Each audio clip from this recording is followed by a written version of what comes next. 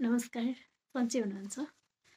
आज म बोपी शेरचनको घुम्ने मेचमाथि अन्धो मान्छेबाट केही कविताहरू लिएर आएकी छु। शीर्षक छ म। यो चाहिँ हाम्रो 12वटा अंशमा विभाजित छन्। के छ भनेर पढ्दै जाउँ है त। म एक पुत्र, एक पति र एक पिता हुँ। 2. म एक न्वारन, एक विवाह र एक पिता हुँ। 3. म एक होटल, एक बोतल र एक प्याला हुँ। 4. म एक श्रम, एक उत्पादन र एक ज्याला हुँ। 5. म एक इन्टरभ्यू, एक लामो क्यू र एक क्यान्डिडेट हुँ। 6. म एक खाली बिल, एक खाली विभाग र एक खाली पेट हुँ। 7.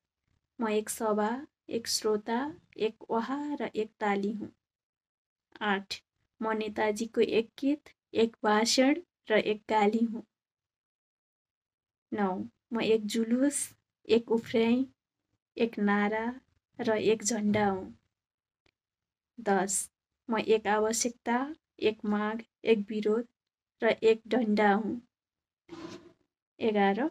म केवल एक जुत्ता, एक सुरुवाल, एक कमिज र एक कोट हुँ। 12. बस म केवल एक क्रान्ति, एक प्रजातन्त्र, एक चुनाव र एक भोट हुँ। केवल एक भोट हुँ। यो याद गर्नुभयो कि भएन? 1सँग 2 मिल्दै गएको छ, 3सँग 4 मिलेको छ, 5सँग 6 मिलेको छ गर्दा गर्दै। अनि लास्टमा भनेको यो अन्तिमको छ नि बस म केवल एक क्रान्ति, एक प्रजातन्त्र, एक चुनाव र एक भोट हुँ। केवल एक भोट हुँ। साँच्चै भन्नुभयो हामी एक भोट हौँ मात्रै हौँ के।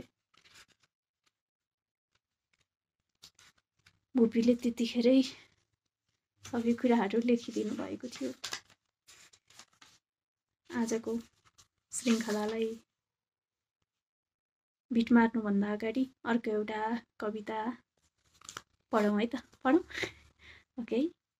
शीर्षक छ रात एक आघात। प्रत्येक दिन चोर झैँ सुटुक्क आएर मलाई भोरले अलिकति निचोर्छ। बिउजन्छु म किरणहरूको स्पर्शले।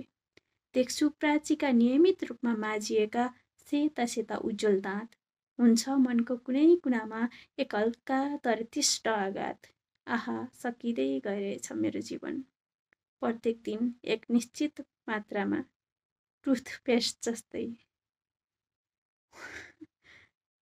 प्रत्येक दिन एक निश्चित मात्रामा टुथपेस्ट झैँ। ओ माई गॉड। डुबेर लेख्नुहुन्छ नि उहाँले। अर्को छ मानी नभएको जिन्दगानी। कस्तो सुन्दाखेरि नै आनन्द लाग्दो होइन? शीर्षक छ नि मानी नभएको जिन्दगानी। आउँछन् जब किरण भोरका झ्यालभित्र जोरको राप चाहिँ उठ्छु चुपचाप ओछ्यानबाट। घाममा सुकाएको गिलो कपडाको बाफ चाहिँ हराउँछु दिनभरि घर बाहिर रक्सी पिएर बिर्सेको पाप चाहिँ।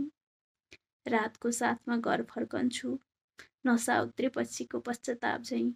आहा, यसरी बितिरहेछ जीवन सन्निपातको रोगीको प्रलाप चाहिँ। हस् त आजको श्रृङ्खलालाई यहीँ बिट मारौँ। अर्को दिन फेरि आउनेछु। अहिलेलाई बिदा चाहन्छु। नमस्कार, शुभरात्रि।